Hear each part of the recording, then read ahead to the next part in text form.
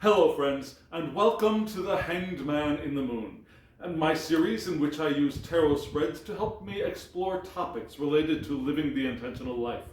If this is your first time here, welcome. Thank you for coming. I'm pleased to meet you. If you've been here before, thank you for returning. I'm truly honored. Well friends, the tarot spread has been laid, so let's dive right in.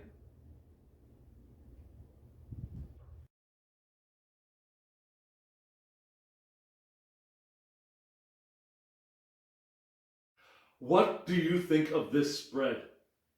I think it's beautiful. It's gorgeous. It's like walking into a museum or a very elegant, refined room filled with art. As you can see, this is my standard week ahead spread. So I have the inquiry cards out, but instead of having one oracle and two tarot decks, I have three tarot decks.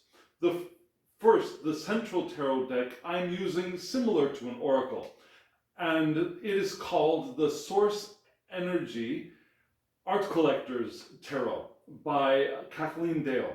And I'll have information at the end of the video and also below about the creators and where you can go to get these decks if you want.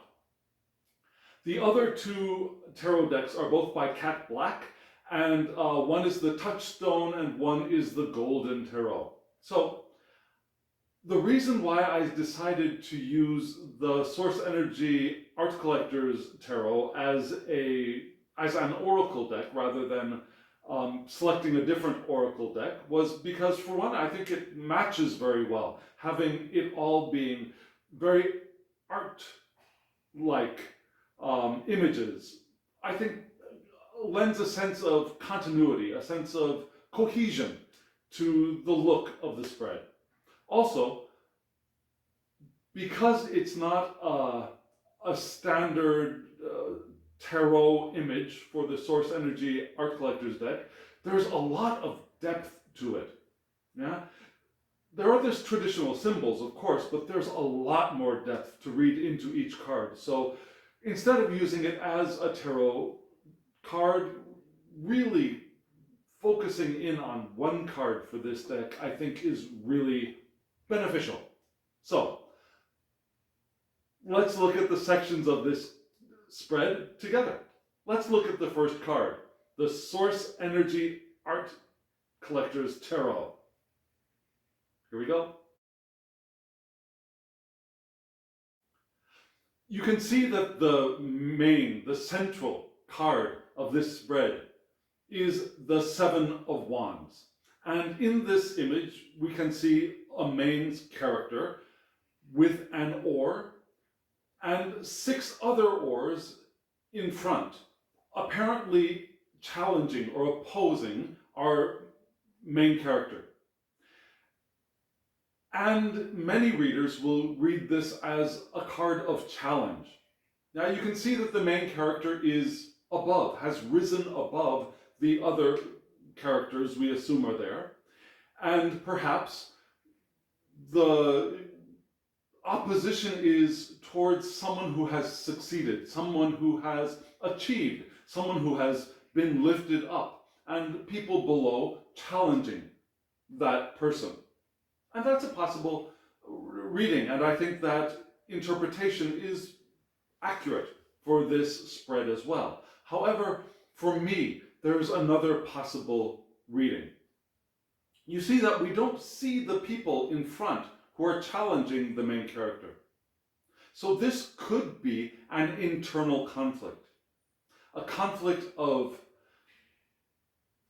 internal passions or feelings that of unworthiness or feelings of conflicting desires. It can be an internal conflict, I think. And so that will also be included in this reading, that for us who are trying to live an intentional life, there will be times when we will experience conflict, and we will want to protect ourselves. We will want to resist the conflict. But for those of us who try to live life intentionally, we also know that resistance and protection are in opposition to an intentional lifestyle. Living intentionally is living open and in the flow. It's moving with intention, not resisting what is coming towards us, but skirting around it. So there are times when we will notice that people around us might be challenging us, or we might feel challenging thoughts, emotions, feelings, desires arising within us. And what do? Are we going to lift our oar and swat them away? Are we going to engage in the battle or not? We can always choose. Are we going to engage in battle? Are we going to persevere, or are we going to prosper? Let's look at the first question in this spread.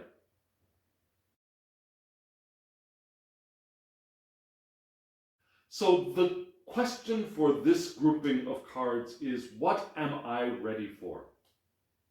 And when we look at the Seven of Wands, we also want to realize that nothing comes into our experience that we have not created, that we have not prepared ourselves for, for good or bad. External experiences are a reflection of our internal experiences. And that's why when I see the Seven of Wands, I see it as both an external and an internal conflict. Without the internal conflict, the external conflict would have no meaning. So, what are we ready for? And you can see in the first card, the Eight of Swords. The Eight of Swords, the woman looks to be bound. Her eyes are bound. She cannot see. There is a rope around her. And there are 8 swords near her. So this is a card of bondage, but not in the kinky sense of bondage. Bondage, negative thoughts. And it's that negative thoughts idea, concept, that lends itself to the Seven of Wands, which was the central card, being an internal struggle. Here we have the Eight of Swords, which usually indicates negative thoughts, and most often coming from within us. When we are bound, our bondage is self-imposed. There are times when we are physically bound, certainly. Some of us might find ourselves incarcerated in prison, and that's not something we haven't physically put ourselves in that place, but we have often, not always, but often done things that have led us to this point in our lives. We have done things that have opened us up to arrest, whether we are guilty or not. We have created this situation for ourselves. The Eight of Swords is also a card of victimhood. If you find yourself incarcerated in a prison, are you going to play the victim? Are you going to create victimhood for yourself? Are you going to mentally construct a prison within the jail cell? Or in your own home? Are you going to play the victim and create a jail cell around yourself in your own home? Now, right now, we are within the confines of our safe spaces, our homes, our sanctuaries, because we're in the middle of a pandemic at this point in time. And still, in the middle of this pandemic, while we are keeping ourselves isolated, we can isolate ourselves physically in freedom and joy, or we can isolate ourselves in victimhood. And it's our choice. We can release ourselves from these bonds. Even if it's just mentally and spiritually, that is a huge accomplishment. And as we release ourselves from these bonds, we can also notice that the conflict in the external world and within ourselves begins to settle. And then we can notice the Page of Swords coming to life for us, within us, the new ideas. Our curiosity will re-engage. Our thirst for knowledge will be rekindled. We'll have new ways of communicating. We've already discovered new ways of communicating because we had to during this pandemic, but even newer ways of communicating will be available to us.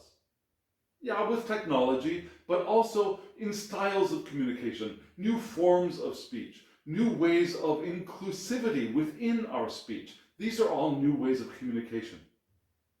And we will also notice within ourselves, once those conflicting oars have moved into the past, that new ambitions will surface. And we can follow those new ambitions with our stream, our river of intention. So remember, every bondage is self-imposed, and we can free ourselves from that bondage. We have the potential. We can let the ropes around us fall. We can lift the blinds from our eyes, and we can free ourselves and rediscover new thoughts, new ideas, new ways of communicating.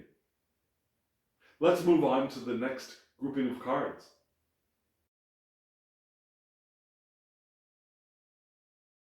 In this grouping of cards, the question is, what do I want to create? And that is the eternal question of people trying to live an intentional life. What do I want to create? And for the most part, we are constantly making choices about what we want to create, whether we're aware of them in the front of our minds or not. Everything we experience, we make a new decision, we make a new choice, and we also, with that choice, have a new creation that we are moving towards, or we are resisting. So what do we want to create? Yeah? Once we have released ourselves from the bonds, when the oars in front of us have moved into the past, what do we want to create? And the first card is the Happy Squirrel. Now, some people might want to take this card out of the deck, but I left it in because I like it. The Happy Squirrel gets shade in a lot of places. A lot of readers apparently look at this card as something unknown, somebody who is unfocused, squirrely, if you will. And the history of this card, I'll put a link below. This card comes from an episode of The Simpsons. Do you know The Simpsons? Have you watched The Simpsons? Now, if you haven't, it's a fun cartoon series. I think it's over, but it was a very, very long running cartoon series that was a lot of fun. And in one episode, the young girl, Lisa, goes to a carnival with her family and wanders off on her own and enters into the tent of a fortune teller. And the fortune teller pulls one card for her. The first card is, of course, the death card. It's almost always the death card in media. The first card is the death card, and Lisa, the girl character, is, oh my God, and the reader says, no, that's okay, it's a card of change. And then the next card she pulls is the Happy Squirrel card. And Lisa is, oh, I love squirrels. And the reader says, oh, no. This is a mystery card. We don't know what's happening. So, from this cartoon, some deck creators ran with it and created the Happy Squirrel card. And Cat Black included the Happy Squirrel card in the Touchstone Tarot deck as well. And I love it. It's wonderful. But I'm sorry. A lot of people who look at squirrels and call them squirrely are looking at them from human from the human perspective, from the human standpoint. Squirrels are very efficient, very smart, clever creatures. They know how to prepare for lean times. They know how to search for things that are not easy to find. They know how to get into places that are not easy to get into. Yeah, they're smart creatures. And they're always figuring out new ways of doing things. I think that's a very positive meaning. So what do we want to create? We want to create the life of a happy squirrel. Someone who enjoys playfully romping around as we prepare for the next stage of our lives. We want to be the playful yet working, creating, gathering, investigating creatures that a squirrel is. And I love the Happy Squirrel card, which is happy. So we want to create happiness, which the next card, the Four of Wands, emphasizes, reinforces. The Four of Wands is a card of celebration, of joy, of harmony, of prosperity. And when people think, what do I want to create? Many of us naturally will think of, I want this car, I want this house, I want that lover, I want this job, I want to make this work of art. And those are fine, those are wonderful. But those creations are not the real thing we want to create. We want to create the experience. We want to create the joy. Our purpose here in these bodies, in this physical universe, is one, to create, and two, to enjoy the creation, to have fun, to love, to experience in wonder. That is what we really want to create. And those other things are the ornaments and the jewels that go along with the thing we really want to create. So, the Happy Squirrel and the Four of Wands together shows us that what we really want to create is the happy, curious, investigative lifestyle that is full of joy, that is full of harmony, that is celebratory, that is prosperous. Prosperous emotionally, physically, and experientially. And we can do that by following the powerful stream of our intention, the powerful river of our intention, the flow of energy from our non-physical selves here into our physical universe. Let's look at the third and last grouping of cards.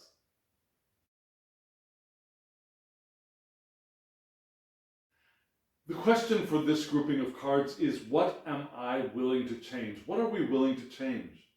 And the first card is the Hierophant.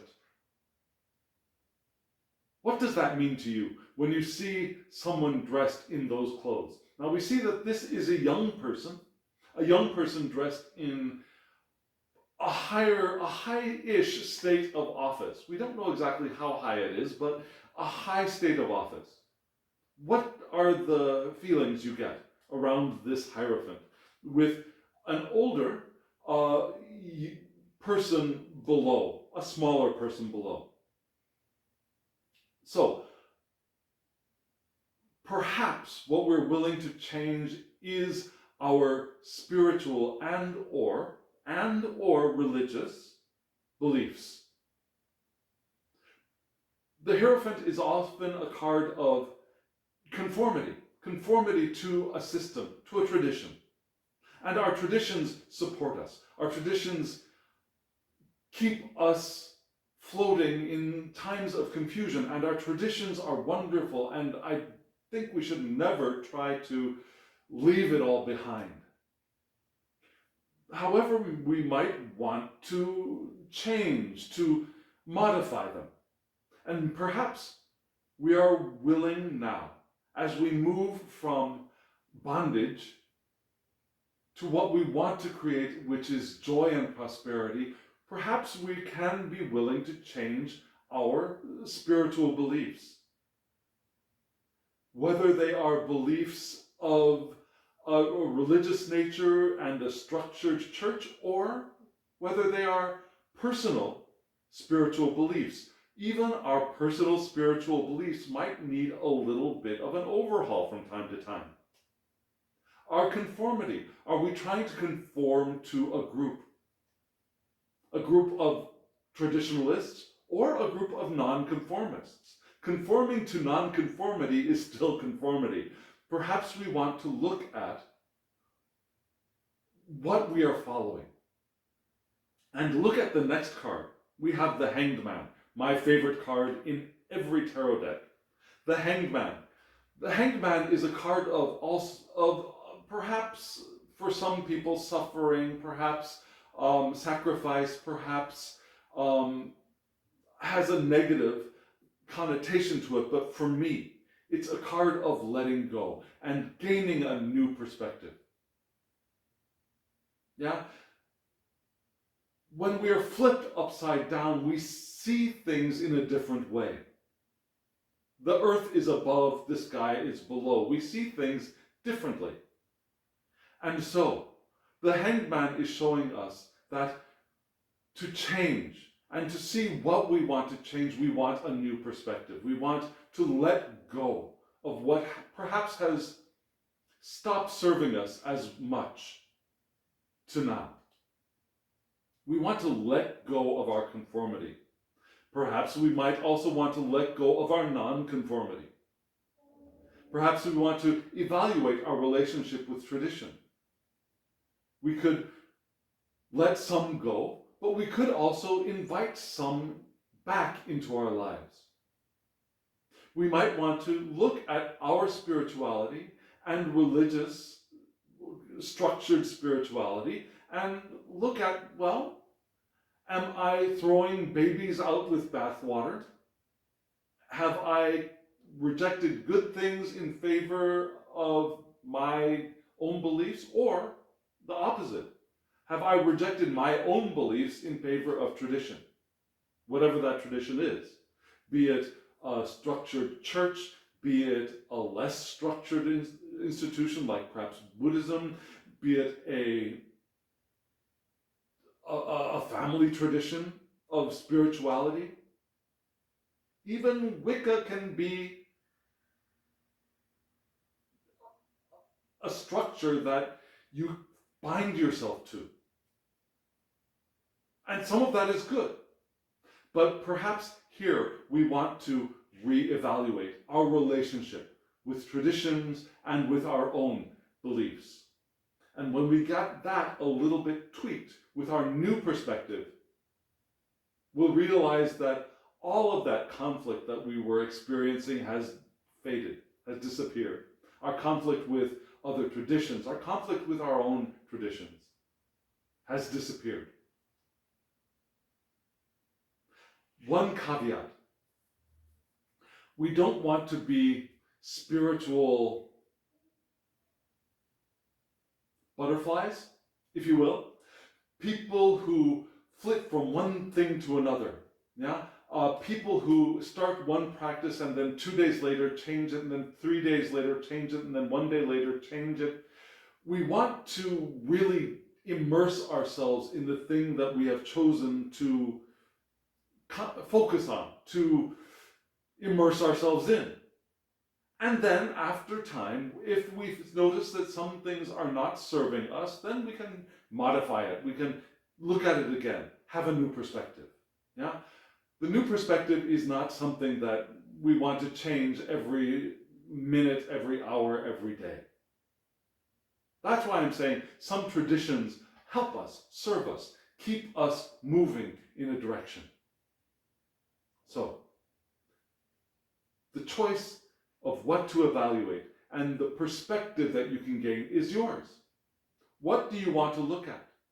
What do you think you have the strength to reevaluate in your life?